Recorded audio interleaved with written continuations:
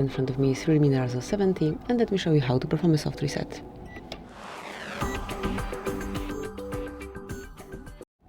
So basically all you have to do is tap on power button along with volume up button, just tap and hold, keep holding,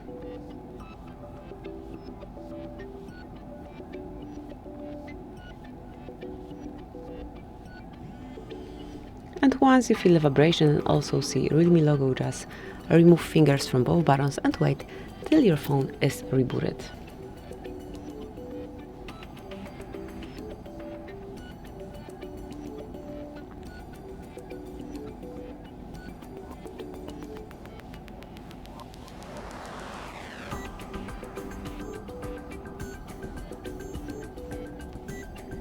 And that's it, that will be all.